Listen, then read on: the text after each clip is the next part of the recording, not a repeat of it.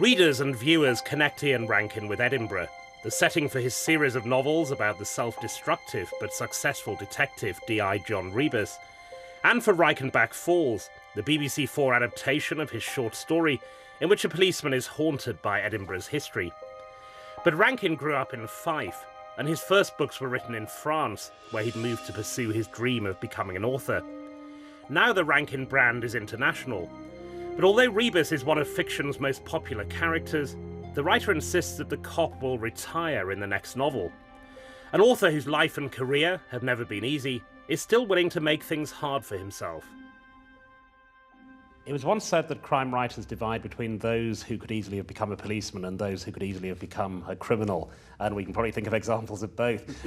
Would you have been a good cop or a good crook? I wouldn't make a good cop because, a bit like Rebus, I'm not a team player. I've tried working in organisations and I always seem to want to go my own way, sometimes getting into trouble as a result. So I'd have to be a maverick cop, I'm afraid. Much more likely to be a career criminal, but only if I thought I could get away with it. I'd be planning the big heists. In fact, though, you once were briefly a suspect in an inquiry, I think, while researching a book. Very briefly, I suspect, yeah. The very first novel, and I was a student and walked into a police station in Edinburgh to ask a few questions. Not realising that the plot of the first Rebus novel, Noughts and Crosses, was quite close to something that was happening in Edinburgh at that time. A young girl had gone missing from a fun fair. And so the police, the two detectives who'd agreed to talk to me, thought, we're not sure about this guy. He looks a bit like a tramp, as I did back then as a student. And so they put me into their system. I mean, I was asking the questions and they were quietly putting me and my address and everything else into their system, supposedly to show me how the system worked. But I think they ruled me out fairly quickly. This theory I mentioned about whether crime writers are secretly a cop or a crook, it touches on this question of whether they're putting the demons down on the page. And you've had disturbing times in your life, which we'll talk about later, but are you helping yourself by expressing those in crime fiction? I don't think it necessarily would have to be crime fiction, but there's no doubt about it that you channel a lot of the stuff that's in your head down onto paper, no matter what you're writing. And writers who tell you that they don't do that, that there's none of themselves in the books, I think are lying to themselves, if nobody else. And there is certainly something therapeutic about writing stuff down. It gets it off your chest. It's like talking to an analyst.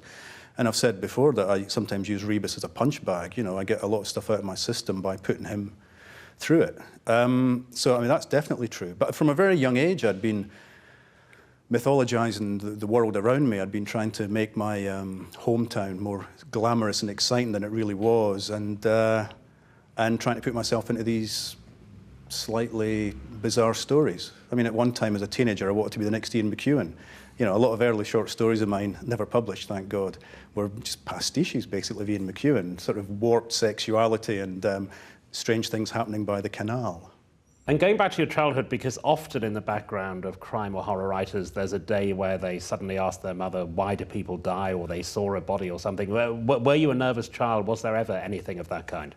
I remember feeling a bit odd. You know, like I didn't quite fit in, because it was I grew up in a small coal mining town, and there were no other writers around. There were nobody around really who was interested in books and reading. My parents only really read books in the summer holidays, I think. My dad would be reading Muhammad Ali's autobiography, and my mum would be reading Catherine Cookson, neither of which really appealed to me. But quite early on, I got interested in stories and books, and so I would, the library was a sort of refuge for me. But I became very good at looking like I fitted in. I mean, it was quite a tough place, Carden Den. And I used to try and hang around the streets, you know, the street corner with a gang, but always on the periphery, always just watching and pretending to fit in. So I became very chameleon-like, not telling my parents or my family that I was scribbling song lyrics or cartoons or trying to do comic books. All the things I used to do when I was 9, 10, 11. And what did your parents do? My mum worked in a school canteen, and then she moved to a factory canteen, a chicken factory, where I got my first job when I was a teenager in the Easter holidays. My dad, most of his life, worked in a grocer's shop. It wasn't his shop, he didn't own it. He worked for a company. And then when that closed down, he got a job at the local naval dockyard, preparing the maps for the ships to take out with them. And you've said in an introduction once that your dad was obsessed that you were writing about him when your early books came out. He was a bit of a storyteller, was my dad. I mean, you know, from a very early age, I would climb into bed with my parents on a Sunday morning and he would just make up stories off the top of his head. But as I realised later on, using a lot of his own experiences as a kid, for this totally fictitious, I thought, character called Johnny Morey, who was always having adventures, and I thought it was me, but it was actually him. And so, yeah, he was a great storyteller. And later on, when I did start to get published, a few short stories and then the first couple of novels, because he died quite soon after I started to get published. Yeah, I mean, he could see himself, he could see his voice. You know, it wouldn't matter whether the character was a nun. He could see himself, you know, something of his own voice was there, and he would always say, "That's me, isn't it?" And I had to try and persuade him that it wasn't. I mean, that was a problem in the early days, because a lot of the stuff I wrote was about my hometown, thinly disguised, too thinly disguised. And so I did get into a bit of trouble with the people who lived in Cardenden, who could see themselves, they thought, especially in the first novel, which was set in the completely fictitious town of Carsden, which bore no relation to Cardenden whatsoever. And growing up in Cardenden, there was a library, so you were particularly interested in comic books, but how did you get into comic books? I mean, comics were all the, I mean, that was all the reading there was. You know, you went to the newsagents and there were a couple of Sven Hassel paperbacks in a rack. And there were lots and lots of comics. So from a very early age, it was the Dandy and the Beano, and then the Victor and the Hotspur and the Tiger, and I mean, loads, 14 or 15 comics a week at one time I was getting. And I moved on to American comics like Batman and Superman, Spider-Man. I always liked the ones that had a human touch. I didn't like the superheroes, the Superman type hero. I liked the humans like Batman and Spider-Man, who actually had sort of, you know, who had very human problems, you know, with their love lives or with identity crisis, you know, identity crisis or whatever. That was intriguing to me. And then that sort of led into books, you know. Most of what led into books, I think, though, thinking back on it recently, was the fact that I loved movies, but I wasn't old enough to go and see films, you know, X-films, X-certificate films. And at the age of 12, 11 or 12, I found that nobody stopped me taking The Godfather out of the library. You know, or asking my parents for One Flew Over the Cuckoo's Nest for my birthday, because I wasn't old enough to go and see the film. Which is a strange quirk in the law, that there's no control over what you read. Yeah. You also started writing, very early on, your own comic books. Comic strips, yeah. I mean, I would get bits of paper, A4, and fold them in half again, and slit the edges to make like 8-page booklets and break them up into squares. And I would have a war story and a spaceman story and football story and free gifts. Your other interest, a rock star story. I would do, yeah, well, eventually, I mean, I got out of comic books because my dad told me I wasn't any good at drawing. My stick men were not good enough for the art world. But at that time, about 11, the age of 11, I was getting into pop music, and so I invented my own pop group called the Amoebas with lead singer Ian Kaput. And yeah, I would draw strips for them. I would design their album sleeves. I would write their lyrics. I would take them on tour. I would write up interviews. I had put them on the Parkinson show once. You know, I would do all of that. And I scripted an entire Parkinson episode for them. They were great. And as we'll discover during this conversation, you never meant to become a crime writer, but the first kind of writer you were going to be was a poet. I suppose so, because the song lyrics segued into poems. I mean, I wrote a lot of song lyrics, but then one day at school there was a poetry competition announced, the Scots Language Society poetry competition. And I just went home and wrote a poem to order and wrote it in the Scots language, which I'd never written in before. And it was called Euthanasia. So, I mean, that was when I was 17. So you can tell, even then, the imagination was quite dark. Literature you studied at university, and to a high level, because you were doing PhD and might even have come to teach it. Was that always with an ambition to write or to teach? No, well, when I was 17, I was going to be an accountant. I was going to study economics and accountancy at university. And then I had this moment, and I suddenly thought, why the hell am I wanting to go to university and be an accountant? And it was just for the money. It was because my parents, I think, had instilled this in me, that the reason you go to university, nobody in my family had gone to university before, the reason you go is to get a profession. And I thought, do I want to go to university to get a profession, or do I want to go to university and study something I'm passionate about? And the thing I was really passionate about was English. So I, quite early on thereafter, I mean, as soon as I got to university at 18, I started to get involved in the Poetry Society and the Literature Society, and I would write film reviews for the Film Society, and I met people who were interested in books, and I met writers. I got to meet a lot of writers. And that was it. Then I was hooked. That was what I wanted to do from about 18 on. And most of the people around you, I suspect, didn't go to university. So at that stage, it was that classic thing that you were being separated from your background to some degree. Yeah. Yeah, I mean, I could actually almost feel that strain, because I would go back to Cardenden at the weekends and catch up with old friends who had jobs. You know, a lot of them had left school at 16 rather than 18. And so it was a typical Friday night out. They were spending their pay packet, and I was there with my student grant. And yeah, feeling a little bit different from them. And at the same time, just after I started at university, my mum took ill. It was one of these weird things where it was like the very month, October 78, that I began.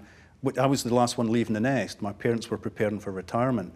They were going to spend some time together. They could relax. And what happened was my mum's body just caved in. It was really weird that it should happen at that time. And so progressively during my first year at university, I was going home and watching her deteriorate, going from being in the bedroom upstairs to the bed being in the living room downstairs, because my dad couldn't get her up and down the stairs, with a commode and everything else, and going to the hospital, and the hospital scratching their heads and saying she's had a stroke, she's got multiple sclerosis, we don't know what she's got. And by the end of first year at university, she was dead. So that was quite a traumatic and a very strange year, and I was writing some very dark stuff as a way of dealing with that. And at that stage, you were writing the dark stuff. It was poetry, or the short stories had started by then? It was, let me think, at 18 it would still have been poetry. I started writing short stories basically because the poems were telling stories. They weren't emotion recollected in tranquility. They were narratives, things were happening.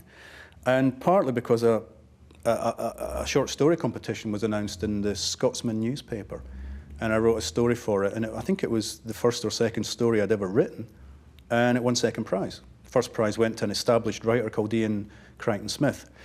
And I got second prize. I won a Sinclair Spectrum computer. What was the story?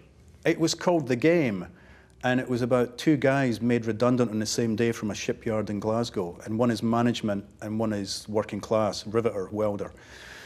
And so they've got very different lives, but they meet up in the snooker hall when they've both lost their jobs and sort of come to an understanding of each other, having mistrusted each other. Where it came from, God knows. I have no idea where it came from. And then you started a PhD, and the decision then to study Muriel Spark, that was because she was a Scottish writer. That was accidental as well. Oh, well, how did that happen?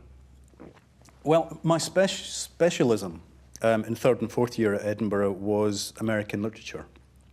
And in having left university and gone out into the horrible big wide world and found nothing that I wanted to do, I then begged to be let back in to do a PhD, which I probably wouldn't get to do now because I only had a 2-1. I didn't have a first class honours degree. And they said, what do you want to study? And I said, I want to study Pynchon, Thomas Pynchon. Haven't done a long essay or a dissertation on him as part of my degree. And this tutor said, well, you won't get money from the Scottish Education Department to do a PhD at Edinburgh on an American writer. And I said, and I could see that there was a way he was saying this to me, and I said to him, well, who should I study then? And he said, well, not much has been done on Muriel Spark.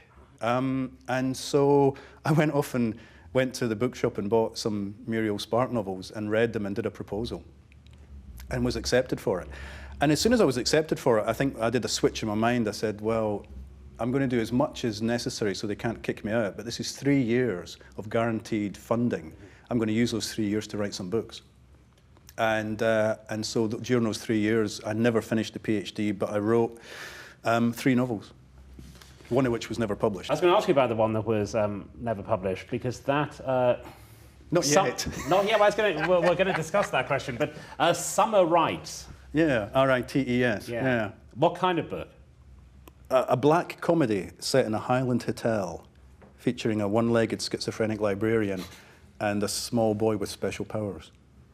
And the kidnapping of a famous American novelist based on Norman Mailer by the provisional wing of the Scottish National Party.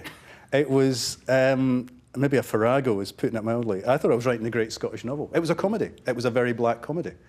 Why I chose to write a comedy, I mean, I don't know why stories decide you need to write them, but strange choice. My wife loves it. Well, she did love it. She hadn't read it for years, but she said for years it was my best book.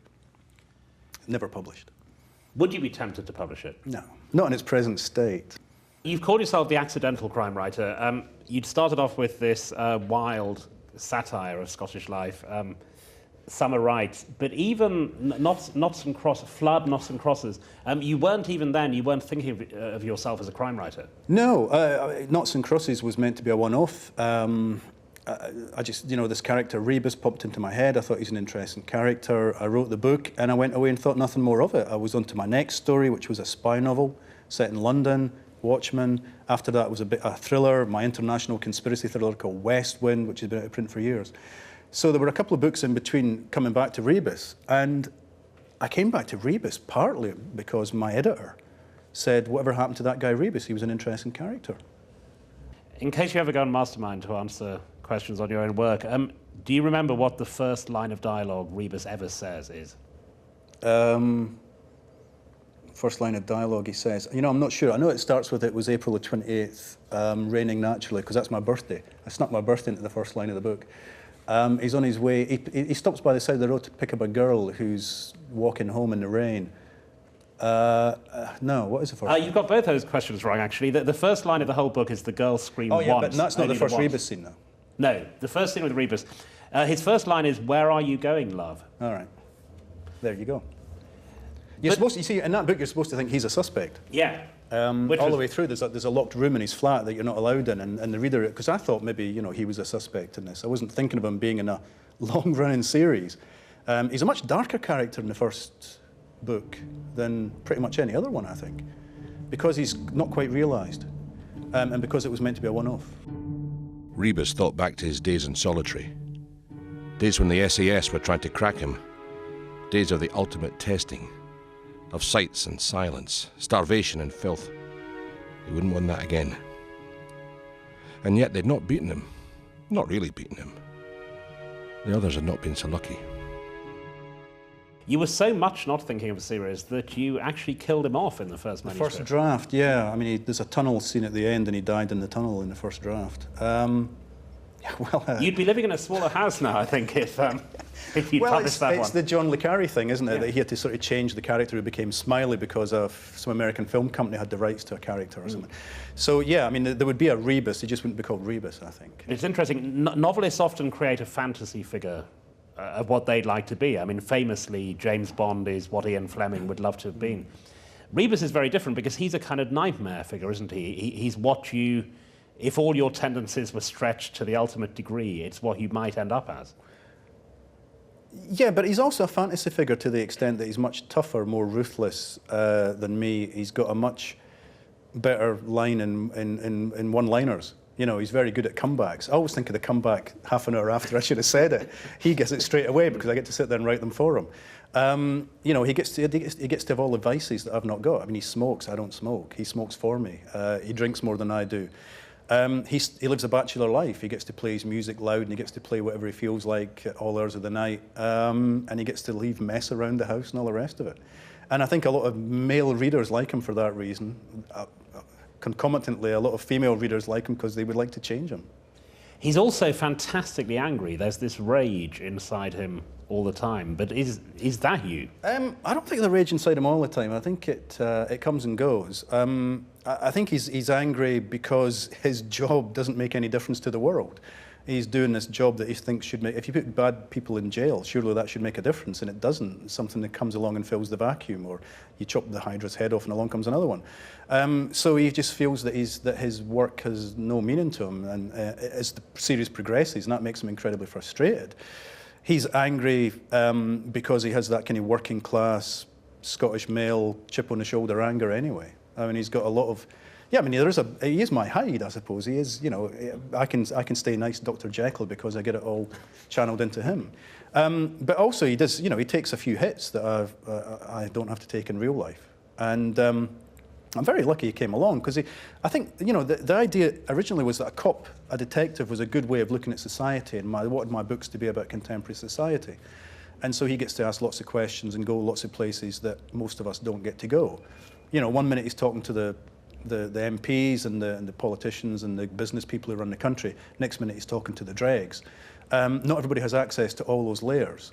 So a cop is a good way of doing that. I think because I didn't grow up reading crime fiction, there was no I didn't think of it as a lesser form. So when I started to write crime fiction, I didn't think, oh, I'm writing genre fiction here. To me, you know, these books were going to be every bit as valid as the stuff I'd been reading at university. Your characters, they're often incredibly depressive, melancholy. Rebus, he certainly is. The central character in the Reichenbach Falls, the story that's been adapted for BBC 4, he again is deeply miserable and discontented. Is that you?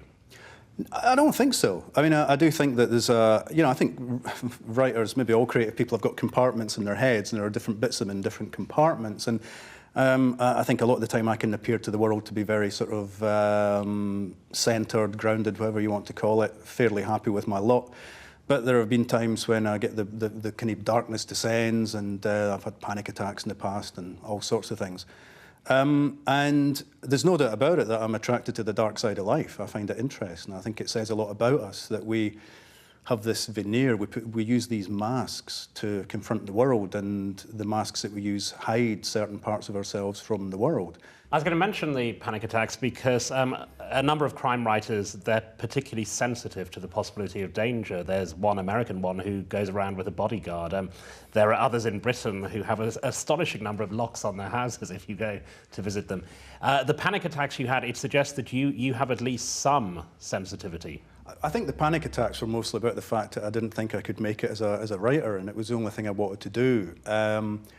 And they started when I was living in London and working on a music magazine and reviewing books and trying to be a writer all at the same time. And not really making much of a go of any of that. You know, the books were selling very few copies, the job seemed to me to be going nowhere, London seemed to be quite claustrophobic and having a detrimental effect on me. And one day on a train at Victoria Station, I just felt I was having a heart attack and jumped off the train and ran back to Tottenham to see my doctor. So it was nothing to do with the actual books that I was writing at the time. I think it was everything else. And then when my wife persuaded me we had to get out of London and move to southwest France, middle of nowhere, well, we had no safety net. The only money we had coming in was from the books. And if the books didn't sell, we had nothing. And kids were coming along, you know. She was having her first child. And so the panic attack started again, or got worse. And I remember the first time she told me to breathe into a bag, and I thought, this is ridiculous. I'm dying here of a heart attack, and you're telling me to breathe into a bag. And of course, it helped straight away. It was really strange, but it's a weird feeling when you suddenly think, if I don't move from this spot, I'll be okay, but if I even try to stand up, I'm going to die. And I wonder, because Stephen King and James Herbert, both horror writers, they talked about getting frightened when they're writing the frightening bits, but do you panic during the exciting bits of the narrative? No, I mean, quite the opposite. I think I'm naturally calm at the murder scene or during the chase. I might put some exciting music on in the background when I'm writing it, just to sort of get me geared up for it. But no, it's not like that. It's no, I can't explain it. I don't know why I get these particular leaps and surges of adrenaline at particular times. Usually it's when I'm in bed, and it's because there's all this stuff churning in my head. I think the next day's writing, and the 15 subplots and the 35 characters and the loose ends and everything that needs to be tidied up. It's just all somewhere in there, trying to find a compartment to rest in. And you gave these to Rebus's sidekick, Siobhan. She has panic attacks, but hers are terrifying, as they often are. She ends up on the floor of the flat, huddled against the wall, thinking she's going to die. But it was that bad for you? Yeah, I mean, sort of waking up in bed with a jerk, sitting up awake with the adrenaline flooding through you, your heart pumping, shaking, terrified, having thought you're just about to die. In bed that night, she'd stared at the dark ceiling before falling into a doze. Waking with a sudden feeling of terror, leaping to her feet, adrenaline surging through her. She'd crawled on hands and knees from her bedroom, believing that if she got to her feet, she would die. Religion is often important in Scotland, more so than elsewhere. What was it in your childhood? Yeah, I mean, I went to Sunday school, the local Church of Scotland church, St. Fothid's. Sunday school, and, you know, perfect attendance one year. In fact, more than perfect attendance one year, because they'd stamped twice when they should have stamped once. I had 53 out of a possible 52, which was great. And Bible stories at home. Scripture Union, when we used to go on our summer holiday to St. Andrews. We'd go down to the beach, and there'd be the Scripture Union there every afternoon, trying to sell you ladybird books of the life of Jesus and singing songs. And then, round about the age of, I don't know what it would be, my dad didn't go to church. He stayed at home on a Sunday morning. It was my mum who went, and my older sister. I don't know how old I was, maybe 12 or 13, when my mum said to me one Sunday, you know, you can make the choice, Ian, you can stay at home if you want, and that was it. After that, I stayed at home. And has any faith survived of any kind?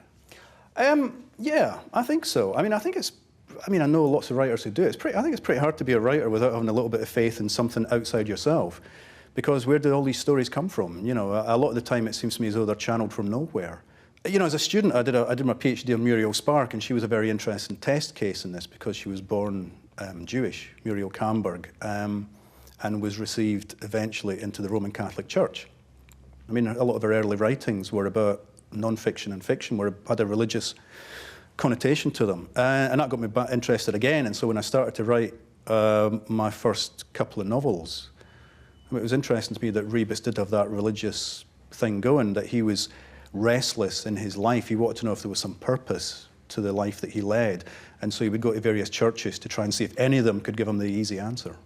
Also, a lot of Muriel Spark's work is about the relationship between God and the novelist, manipulating characters and deciding fates. I mean, that's another reason why a lot of writers believe in God, isn't it? That they spend all their time we play shaping. God. Yeah, we play God. And it's one of the great things about being a writer is that you're playing God. You're completely in charge, you think, of these lives that you're creating. You've got the power of life and death over them. But only to a certain extent. I do find that when I start to write a book, often I lose control.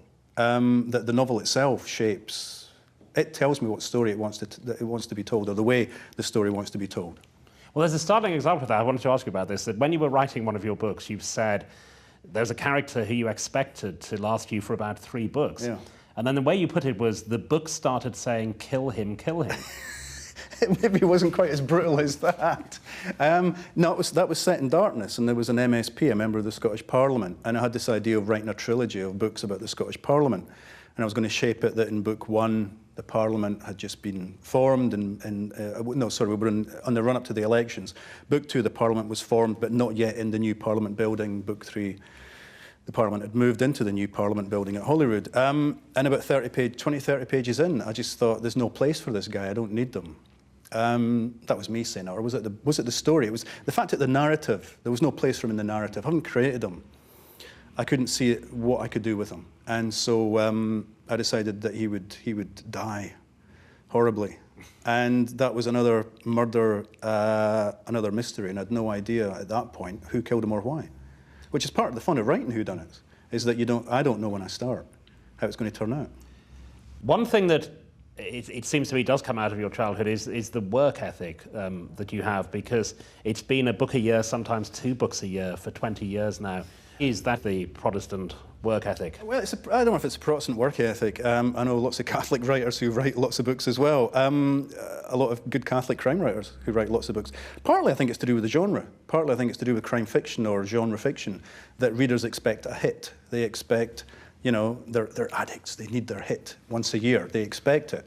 And even these multi-millionaire writers who never need to write again, like John Grisham, you know, will produce a book a year mostly because their fans want it and they don't want to let their fans down.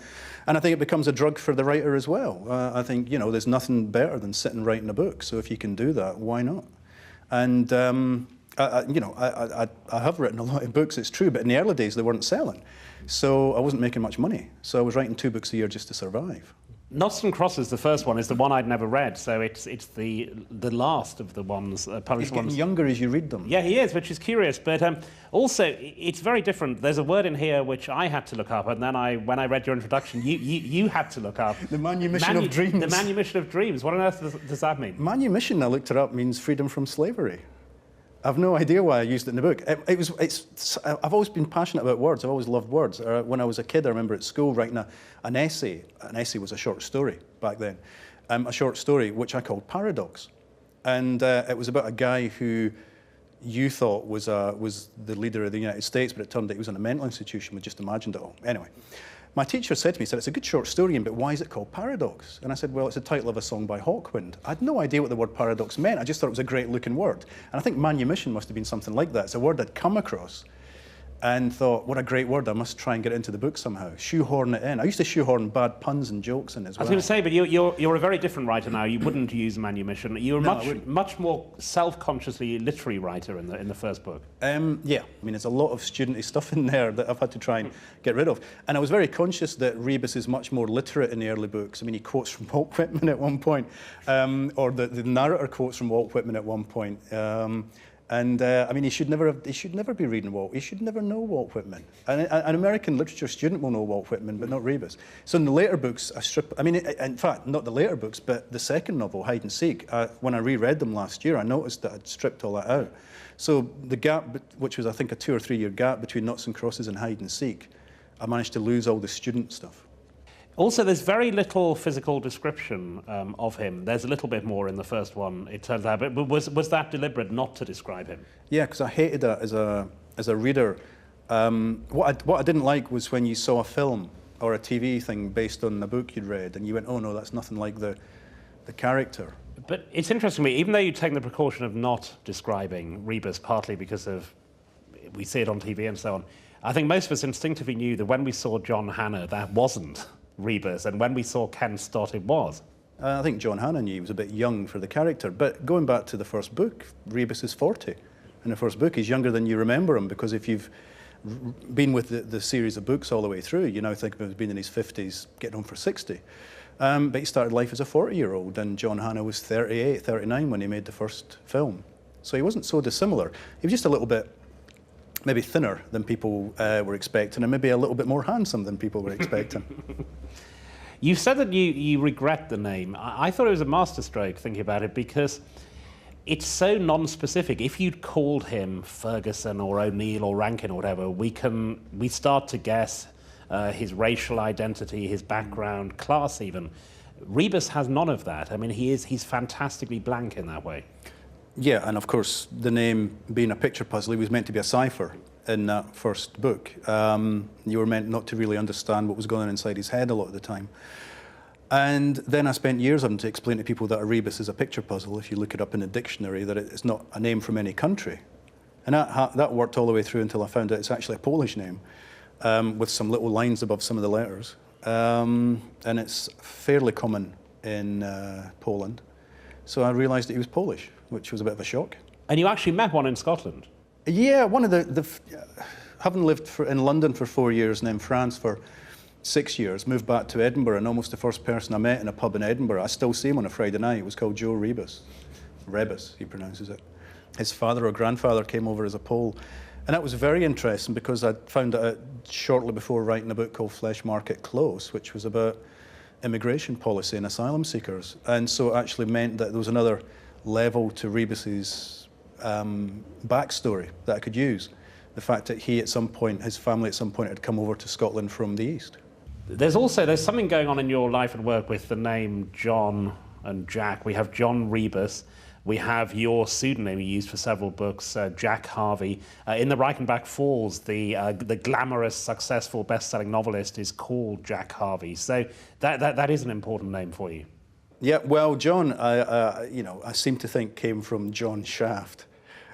Almost the first crime novel I've ever read when I was probably 12, 13. Again, because I couldn't go and see the Shaft films in the cinema because they were ex-certificate. So I would buy the books. But I think the John might come from there. I mean, John Rebus, it's a good, strong name. I didn't consciously think of it as being a good, strong, punchy name, but it is. And Jack, I've got a lot of Uncle Jacks, or I've had a lot of Uncle Jacks in my family now. I like to name Jack. My first son is called Jack. And my wife's surname is Harvey. So put my first son with my wife and you get Jack Harvey. Plus, psychologically, names beginning with H, Harvey, are at eye level in the bookshop. Check it out. And it means there's more chance of people seeing your books than if your surname begins with A or Z. There's a geographical fate for crime writers that Colin Dexter lives in Oxford, P.D. James knew Suffolk and London very well, and their books are very heavily dependent on those locations. With you, it's Edinburgh. It's a very useful city for crime fiction. Well, I didn't know that. I didn't know anyone who was writing crime novels set in Edinburgh, which was quite a good thing when I started. I'm not sure anybody was. Nobody was writing about contemporary Edinburgh when I started. or I mean, that's not strictly true, but it seemed to me that there weren't any. The novels that were being written at that time in Scotland and being noticed were all in Glasgow. So it was a bit like writing in a vacuum, and I thought Edinburgh's such an interesting place, and the city is so complex and yet so small. I mean, ideal for crime fiction, and it is a recognised geographical area. You can walk around it in a way that you can't really walk around LA or even London to the same extent. I mean, Edinburgh is a city of only 500,000 people, if that. It's like a village at times. So that was good. And yet it has a lot of secrets. It seems a place that gives up its secrets only grudgingly. But there's actually a reference in the Reichenbach Falls to the layers of history, one on top of each other in Edinburgh. Yeah, and that's perfect. That's perfect because, I mean, there is almost this prehistoric digging down. I mean, there is cities above cities, cities upon cities. There are catacombs beneath the castle, in the castle rock. There are streets below street level in the new town. There are tunnels that run way down from the castle heading down towards Holyrood Palace, which is a mile away. Most people come to Edinburgh in August and they go to the festival and they see this bit of Edinburgh that is really not like Edinburgh the rest of the year. And the real city hides quietly behind that and waits for the tourists to go home. You also once said, and you can answer the letters rather than me, you said Edinburgh is a dark place. The typical crime in Edinburgh is grave robbing.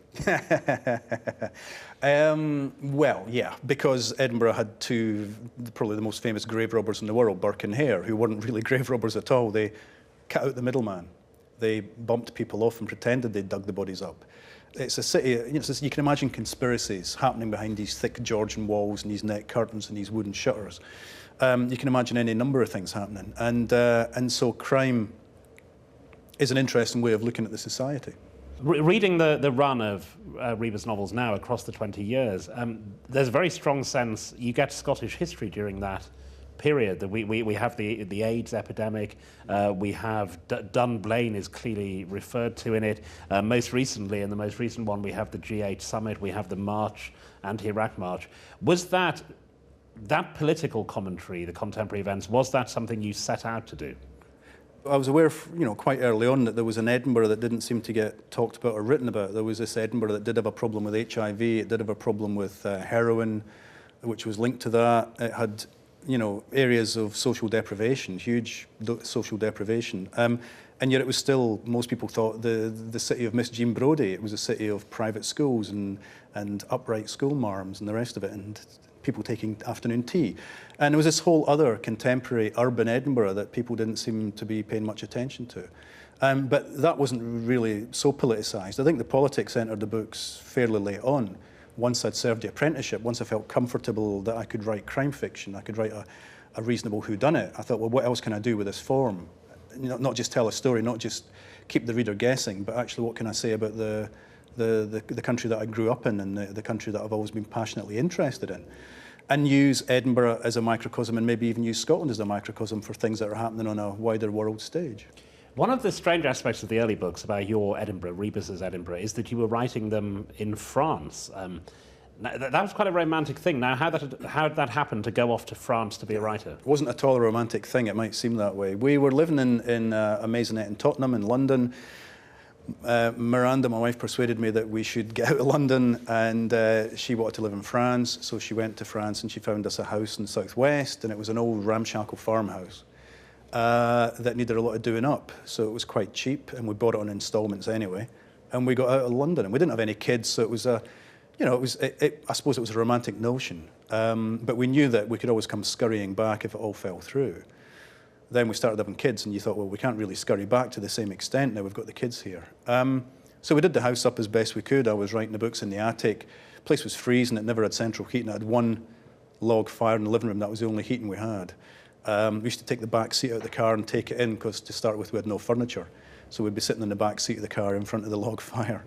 But we were there for 6 years, and I would sit upstairs in the attic with nothing there but an old table, a computer, and a bus map of Edinburgh, and some photographs and postcards of Edinburgh, and I would rework Edinburgh in my imagination. It does seem strange maybe, but it was a way of fictionalising Edinburgh, I think, because I couldn't just go back and check things. So it wasn't going to be reportage or journalism. It was going to be a fictitious city. And the big problem then was, after 6 years in France, coming back to Edinburgh, I thought, can I write about the place when I'm actually living there? That was a panicky thing. I think the first book I wrote Noughts and Crosses in Edinburgh and London. Hide and Seek, I think I wrote in France. So from Rebus novel 2 through to Hanging Garden, which was number 8 or 9, they were all written in France. And then I moved back and I had to write Dead Souls in Edinburgh, and I wasn't sure. It was a bit panicky moment. Can you write about a city when you're actually living there? And literary careers often hinge on chances. There was one in yours, I think. I mean, it said quite openly, I think, that the publisher was thinking of letting you go because the early Rebus books had not done well. I was perceived as being mid-market, as being mid-list, which means you're ticking over, you're selling enough for them just to be in profit, but they don't think they can break you out into the bestseller market. And there comes a point where a publisher says, well, we've tried all we can, maybe we'll let another publisher have a go. Maybe you can be refreshed by letting someone else try you. And that was pretty much the stage we were at when I delivered Black and Blue to Orion, was, you know, the stage of saying, I think Ian's, we've tried what we can with Ian, and you're not going to sell more than a few thousand copies a time, and let's let someone else have a go, if anybody else out there wants to have a go. And then Black and Blue, it turned out, was a much bigger and better book. Do you have any sense of why that one took off? All kinds of reasons. I mean, number one, I think I had served the apprenticeship. I think the early books were growing in confidence about what I could and couldn't do. Black and Blue is a much fatter book. It's more complex. There are more narratives, storylines in there. Geographically, it spreads its wings. It takes in Glasgow, Aberdeen, Shetland Islands, an oil rig off the North Sea. Rebus gets to move around a lot. I think I was more confident about writing about the character. I was more inside his skin, or he was more inside my head. There was a bit of anger in there that was channeled because of family situation, and it all came together at the same time. And I remember it vividly that I delivered the book, and it was going to be published in January, and we were back in Britain in December, and we were staying with some friends just outside York, and I opened up a newspaper, and it said, the best novel of 1997 has already been published. Read about it next week. And so next week I got the paper, and it was Marcel Berlin's reviewing it in the Times and saying that Black and Blue, this was in January, first week of January, he wouldn't read a better crime novel all year. And that started the ball rolling then. Eventually, come November, it won the Gold Dagger for the best crime novel of the year, and it was shortlisted for other prizes, and just took off. And it's a very peculiar narrative twist there, because it almost never happens, that to have that preview of the review. So you knew for a week you were going to get this review. No, I didn't know what the book was going to be. Right. It just said, the best crime novel of 1997 has already been published. Right. Find out what it is next week, and I had no idea. Did it ever cross your mind? Yeah, I was kind of hopeful. But, you know, I'm just hopeful. And then when I bought the paper and saw the review, I went, oh, that was great. Good feeling. And the thing that had changed you as a person, and probably as a writer as well, was that Kit, your second son, was being born. It was apparent early on he wasn't developing as he should. Now, all parents have thought about how they would react to this. I mean, you and Miranda, did you react with anger, bewilderment, or what? Pretty much every emotion you can imagine, I think we went through. I mean, it didn't help that we were in a foreign country. We were living in France. And fairly cut off, so that the diagnosis and various other bits and bobs were all happening in Périgueux at the hospital, which was 50 kilometres away. So and happening in French, were they? Yeah, which I didn't speak much French, you know, and Miranda speaks very good French, but when you're in a heightened emotional state and you're trying to read between the lines of what they don't really want to tell you, they want you to work it out without them having to say it out loud, it was really frustrating. And then we would go back, drive 50 kilometres back to the house, and I would climb the step ladder into the attic, shut the trap door, and sit down and write Black and Blue.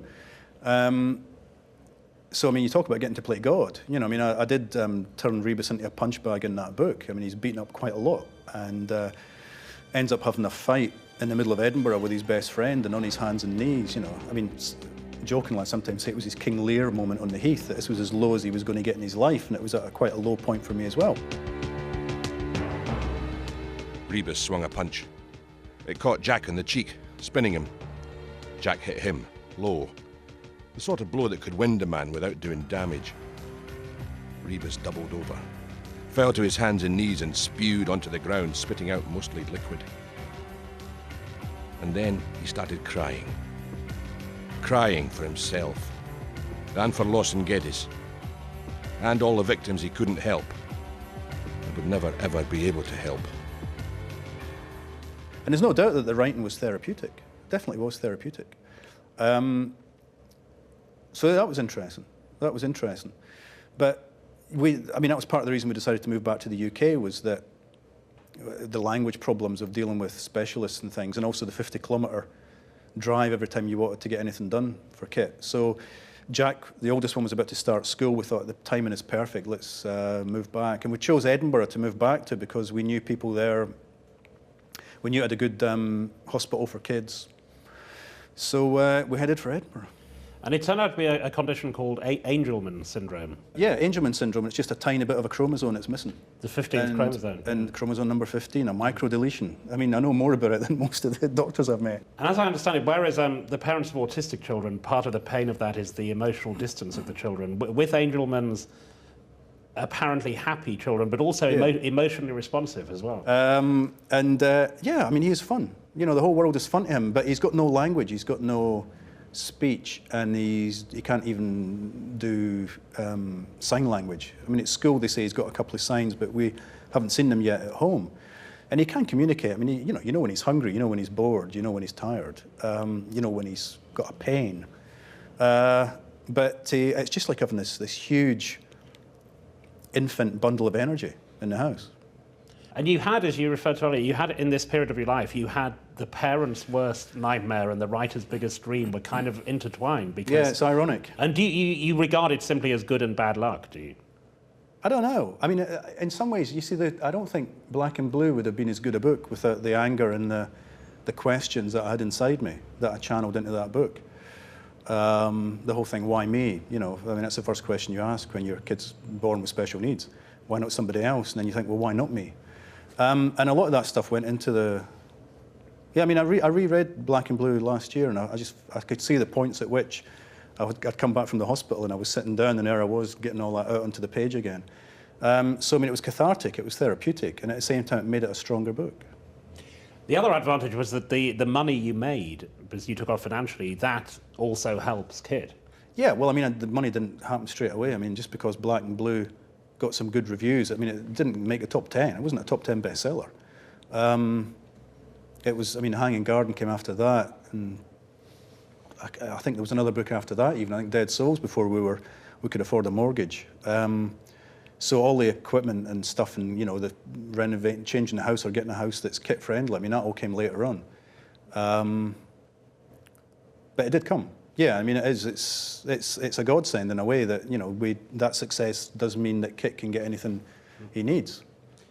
It was also a quite unusual kind of literary success, and I think probably satisfying, that a lot of writers, their big breakthrough is because a film is made or a TV series. But that wasn't, yours was something else. It was word of mouth, it was reviews, it was people just responding to this character. It was mostly word of mouth, yeah. So it was a slow burn, it was a slow build, but when it did break through, it broke through in a big way. You got to number one without a film, without a TV series, which is pretty rare, I think. Yeah, and also I got to number one after about 12 books. You know, 12 books that didn't get anywhere near number one, and then suddenly to do it, you think, well, you know, you've earned that. I've earned that, and I'm not sure I would have coped. I don't know how I would have coped if it had been, you know, a huge success straight away. I'd probably had, you know, a sort of helicopter and gold billiard table, all that kind of rubbish. I mean, the fact that it came slowly and it came after a lot of work meant that I think you appreciate it a lot more, but also you're a lot cannier, you know, prudent, as Gordon Brown would say. But this character in the Reichenbach Falls, Jack Harvey, who is this handsome, swaggering, rather egotistical, best-selling novelist, there's a bit of fun going on there. That's a version of what you might have become, the big I Am novelist. I suppose it is. I mean, that started life as a short story that I wrote that was actually about Conan Doyle, believe it or not. And a friend of mine, James Maver, who was at university with me and has become a scriptwriter and loves self-referential stuff, self-reflexive dramas, he sort of got the bit by his teeth and decided to go for this. And so what James was doing was actually recreating, reimagining my life, but making me a successful writer. And he would email me and just check that was okay. And I said, that's absolutely fantastic. He just took off like a rocket and decided he was going to do all kinds of other interesting things with fame and the story and self-reflexive nature and narrative, and the fact that there are so many in-jokes and puns and secrets, mysteries in the novels anyway, that only I and maybe a half dozen other people know about. And it's full of references to your life, your reading, it's all there. It's all there, and I think there's even an Ian Rankin book on the shelf at one point. Yeah, and the covers look a little bit like some of the Jack Harvey and Ian Rankin covers, and I was a wee bit miffed that the central character does happen to be a hell of a lot better looking than me. And there's one scene that I'm in where I'm actually standing next to him getting him to sign a book for me. Did you? It wasn't the fall that killed him, of course. It was the landing. Fragile flesh and bone hitting solid Edinburgh granite at 42 feet per second. No contest, really.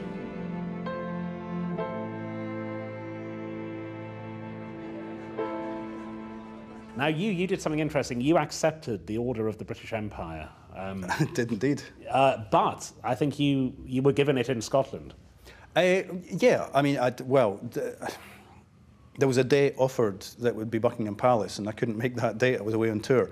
And they said, well, you can get it in Edinburgh if you want. And I said, well, that would be nice. I'll get it in Edinburgh. It's quite funny because if you go to Buckingham Palace, you're allowed, I think, a maximum of, I can't remember if it's 2 or 3 guests, and no photos and all the rest of it. And when it turned out I was going to get it from the Queen's Lord Lieutenant, which happened to be the Lord Provost at that time, he phoned me up and he said, oh, Ian, you're going to get your OBE at the City Chambers. I've never done this before. He said, how many people do you want to bring with you?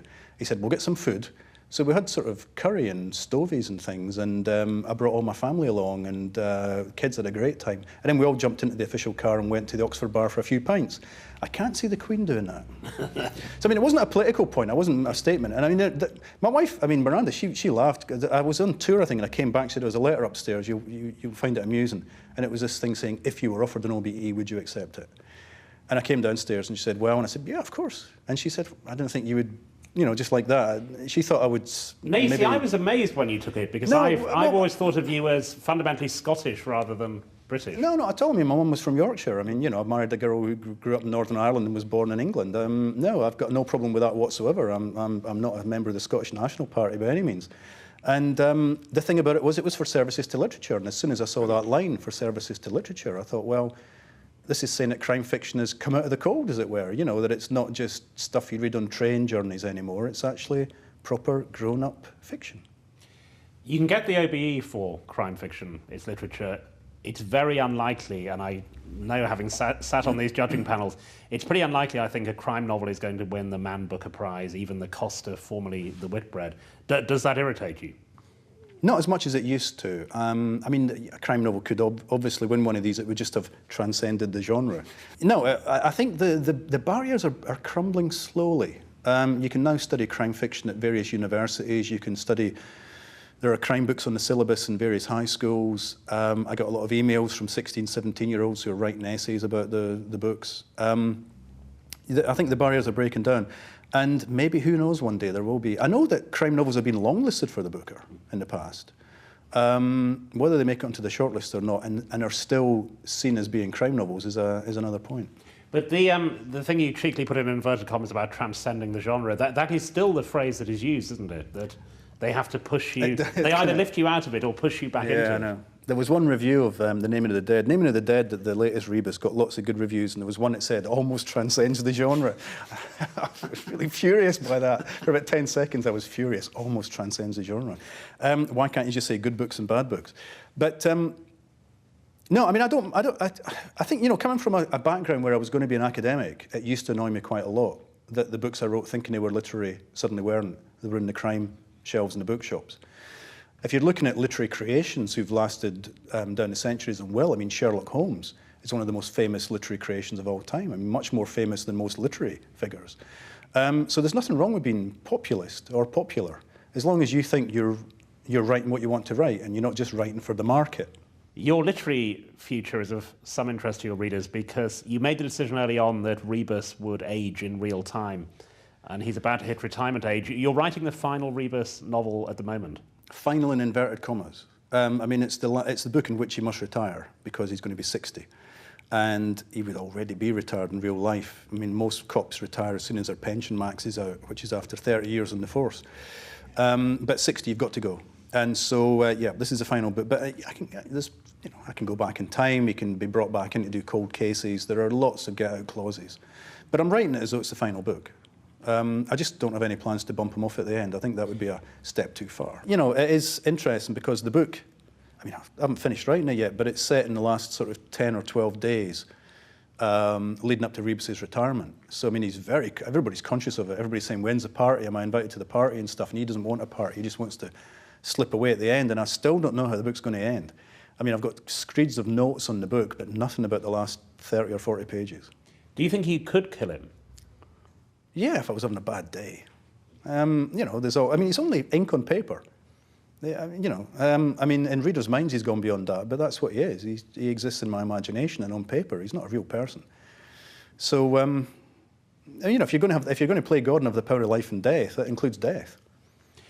And as to what he might do next, the betting at the moment, the main betting on the internet seems to be that it will be Siobhan as the central character, perhaps with a retired Rebus helping her on a case.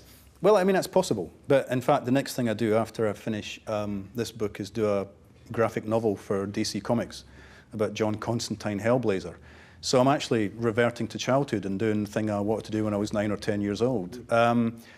And after that, I've signed up to do 2 more novels, but they ain't necessarily Rebus or Siobhan. They're anything I feel like doing. Rebus has to retire because of the rules of the police force, but do you think you would ever retire as a writer? I think we could all think of writers that we wish might have stopped while they were still at the peaks of their power and not kept on going. Why do writers keep on going even after they made lots of money and done pretty much everything they want to do? Because it's a passion. It's something. It's the way you communicate with the world. It's how you make sense of the world. It's how you deal with the world. And it's great fun, or hopefully it's great fun. It shouldn't be a chore. So, you know, I mean, I've done it for as long as I can think. I've been scribbling things down on paper. So I don't think I could retire. I mean, I might end up not being published. I might write stuff that it might be drivel. Maybe no one will want to read it, but I think I'll keep on writing. I'm not qualified to do anything else. And you're into middle age, which is when people start... No, well, it's when... 47. Well... Are you going to live to 94? I don't know. Well, no, probably not. You may be beyond middle age, but you're into that spell where people traditionally start worrying about death and all the rest of it. Writing about it all the time, does that make it any easier? I don't know. I mean, I'm sort of conscious that I lost my mum when she was in her late 50s, which might mean I've only got another 10 years left in me. My dad, on the other hand, died when he was 72, so I might go into my 70s. You can't tell. There's no point just dwelling on it. I mean, I dwell on it enough in the books, and that's a way of getting rid of it. You know, that's that dealt with. I think because there's death and destruction in the books, I think that does allow me to be fairly well balanced in my everyday life. Finally, we call you the accidental crime writer. You've called yourself that. It looks like a happy accident, but is there any part of you that wishes you were now discussing on French late-night TV your postmodernist novellas? Thankfully, no. I think I wasted about 2 years of my life reading nothing but deconstruction and structuralism and semiotics and all the rest of it. It was a false alleyway that Thomas Pynchon, damn him, took me down for a while. I'm much happier writing popular fiction. I'm happy to write about Edinburgh. I'm happy to write about this character who has done me proud and who continues to surprise me and continues to interest me. I'm happy writing a new book. When we were getting ready to start the interview, you tantalisingly referred to the fact that the last Rebus novel is in your briefcase. It may not be anymore because someone may have nicked it after you said that, but it's still there. What's it called? I'm not allowed to tell you. We're keeping it a secret, hoping that fans... I'm going to run a competition and see if fans can guess from previous titles and from what they know about me and about Rebus. From what they know about me, Rebus, and previous titles, can they guess what the final book might be called? So they should be looking through their rock CD collection, I would think, would they? It's not a bad start. Thank you. Damn you, that's too good a start. Listen to John Wilson in conversation with more leading artists and creatives from the arts world in the podcast of This Cultural Life on BBC Sounds.